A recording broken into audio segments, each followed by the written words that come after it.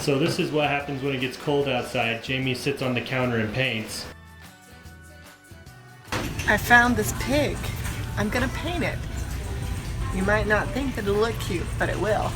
And then I have this, and it looks like an old ceiling tile, so add some milk, paint it, voila, done. I'm gonna take them to the shop when I'm done. I'm always looking for smalls that are quick and easy to paint that'll fit my design point of view, and this pig is definitely farmhouse. We also found these at the thrift store, but the footage is corrupted, so you're stuck with a still shot. So I wanted to take you on a little trip through the shop. I know you guys saw us at DI picking all this stuff, and so I wanted to show you kind of how we transformed it, how we staged it to make it marketable in our retail shop. So these are the two French posters that we found.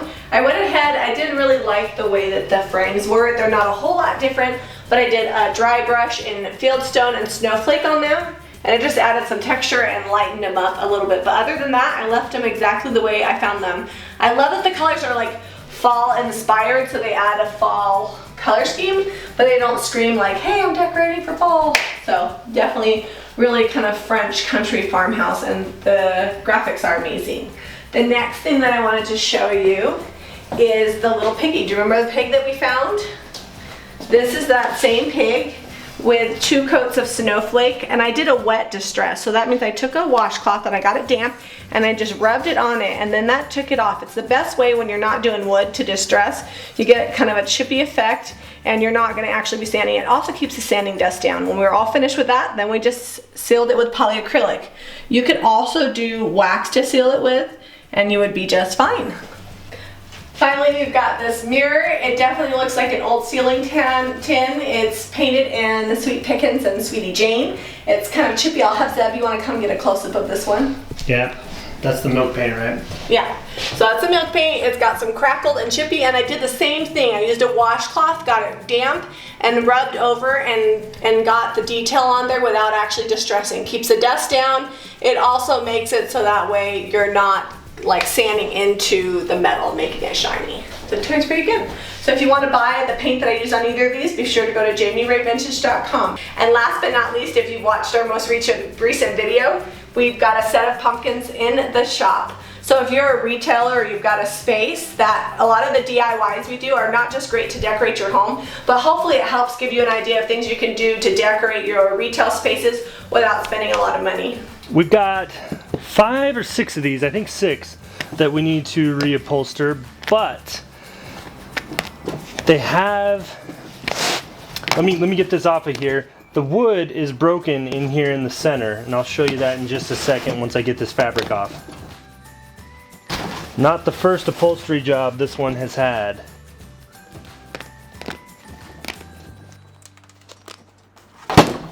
Wow, it just keeps going. It's 4 layers of whatever on here. This is the original upholstery.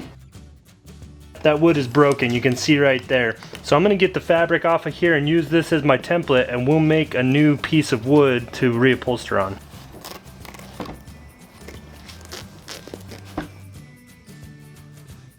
I've got most of the fabric off. There's so many little staples on here. I'm not going to worry about getting all of this batting off of here. I'm just going to trace this shape onto a 1/2-inch sheet of plywood and cut that out, and that'll be my that'll be the new seat that I cover. You helping me get the staples out, Jack? Yeah.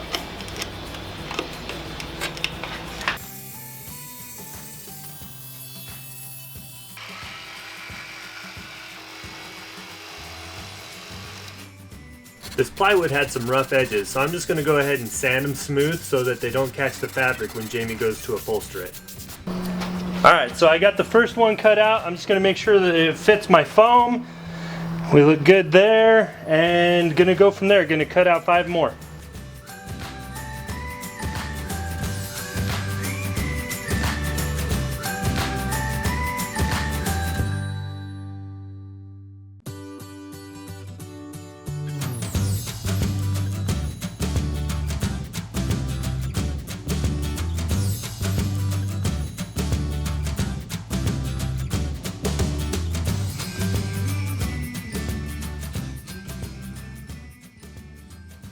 This chair here is missing a rung. I have the pieces. I'm going to just glue them together. Then I'll take some masking tape and use that to hold it straight while the glue is drying. This glue bond should be as strong as the wood or stronger if I can get it in there properly and get the fibers to knit correctly. So I'm just going to slide the brake down onto itself. Make sure there's lots of glue. I've got about a foot-long strip of masking tape, and I'm just going to start right there at the brake. As tight as I can, I'll wind it on so that that glue has the best chance of drying up correctly on there. Then slide it up in. See how strong that masking tape is. Alright. It's in position. Looks like the masking tape held. Now we wait for it to dry. So this is what happens when it gets cold outside. Jamie sits on the counter and paints. Well, the kids tell me about their day. Redrick told me they did a good job cleaning the cafeteria. Eliza told me that she yet again doesn't have homework. So it's kind of a good way. Mom's kind of centrally located and still getting work done. I have to say brushing chairs is still, it's not my favorite. Although I've never seen you sit on the countertop before. Well, I sit on the countertop when I do my hair. It's kind of like the same concept, right? Alright. Well, the sun came out, and as much as I loved brushing these chairs, sun's out, guns out. So I'm finishing up spraying these chairs. It's going a lot faster.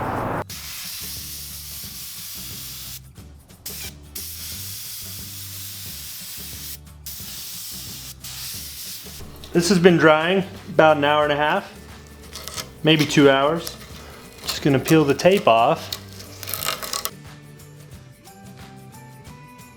It's like you did plastic surgery and you're like taking the bandage off. It's all glued. It needs some sanding here to smooth that out where it mended together, and then we'll be able to paint it. I know I distress a lot, but I'm not sure that I've really talked a lot about my favorite things to do when I'm distressing. If I'm gonna be inside, I like to take a damp rag and just use that because then you don't have dust everywhere. And if you're using Berry Chalk Mother or Sweet Pickin's milk paint or really any flat mineral based paint, you can do that with a rag. It's gonna give you a little bit different look. But when time is of the essence, or I kind of want that chippy random look, I use an orbital sander. It doesn't have to be expensive. This is just the cheap one from Home Depot, and I like to start with 220. If 220 doesn't take enough off, then I slowly go down in the grits, but 220 I like because I like to do the edges, and then I run it over the flat surfaces so that way it smooths out any imperfections that might be in the finish and gives you a nice buttery look.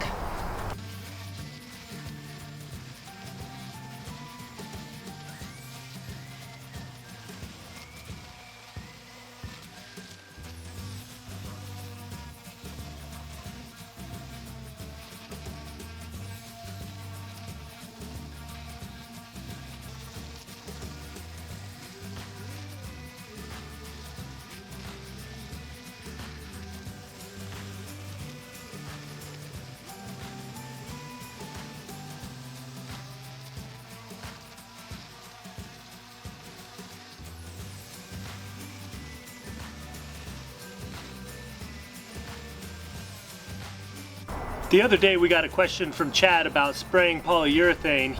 He was working on a tabletop, I believe. I'm gonna go ahead and address that. He was having trouble getting streaks. One thing you wanna do, you don't wanna spray in direct sunlight if you can avoid it. The sun's gonna dry that polyurethane out too quickly and it won't let it level down, because most polyurethanes have a self-leveler that'll make them real flat and smooth, and it won't allow it to level down. It'll cause it to be rough. Then you'll have to buff to get those streaks out. Another problem that can also be happening is too much air pressure. This is the Purple Harbor freight gun. It's designed to operate between 50 and 70 psi. We usually run right around 55 to 60, somewhere in there, but sometimes you gotta adjust that. If your polyurethane isn't going on thick enough, if it's coming out real misty, you want to turn this knob down to reduce the airflow, and then that'll allow it to go on a little thicker and help that self-leveling so it doesn't dry quite so fast. One thing to watch out for though, you don't want it to go on too thick, because if it's on too thick, as it dries, it'll get crackly, unless that's the look you want to go for, but it'll start to crackle because the polyurethane will be so thick as it dries, it'll split. I'm gonna go ahead and show you. I'm gonna do a couple, see my air's turned up right there, that's way too much air. I've got this turned down quite a bit, and I'm going to show you the little adjustments I'll make as I go when I'm spraying a piece.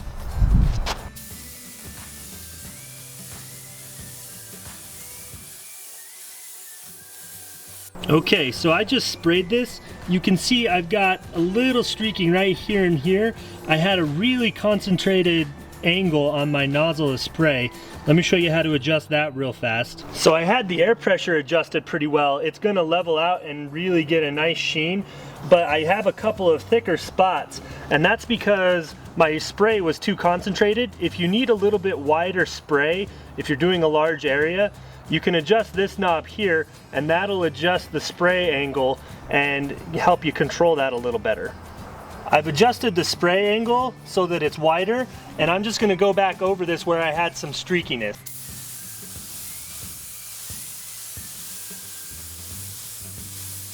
I've got my polyurethane on here thick enough. I adjusted the spray angle, and now it's going to self-level. I did that before it was drying. I also didn't put too much sealer on here so that it can level out but not crack.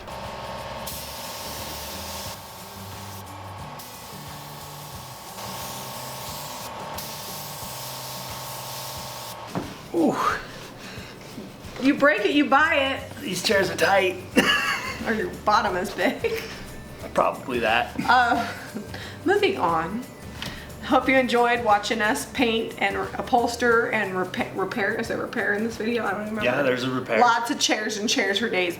Repairs. Sometimes people tell me that they hate chairs, and a lot of it's the brushing. You saw me brushing. Is my hair a mess? Yeah, it's good. Okay, you saw me brushing at the beginning. If you're going to be doing spindles, a round brush like the Zebra one that I was using is really important. If you can spray, it'll save you time. If you like brushing furniture, you probably won't enjoy brushing chairs because it takes days and days. Definitely, I would never have brushed these in white because that would have taken too long. The color wasn't too bad. We used to do them in white with the brush before we started spraying stuff. Oh my gosh, it took forever. If you need one of those brushes, be sure to go to JamiRayVintage.com because I carry those brushes along with my paint line. If you've been watching me for a while, then you know. But it's a Zebra, it's the round Zebra brush. It's probably one of my most favorites. Also, what else do? We went Pickin, and stay tuned because Zeb's going to show the pictures. Remember the pig? He's going to show you the pig, and he's going to show you, what else do we do? The two, well, that got corrupted, but the two pictures, and what else do we pick? We picked the pig and the mirror with the frame. Oh yeah, it's really cute, and it turned out kind of looking like a ceiling tile. And I deleted the dry brush, or the wet distress footage. So we'll have to do wet distress on, wet distress on another video. If you've been watching us last week, I was out in Maryland and he was out here, and I appreciate you guys following along with us while we were separated. It was kind of difficult. I don't do well with, I mean, I do okay, but I like to have Zeb with me. He probably doesn't even need me. I came home, the house was... I carry all the luggage. It was on wheels. I came home, the house was spotless, the kids were happy. There was no food because he's not really a grocery shopper, but... We ate all the food. Why would I go get more? You were coming home.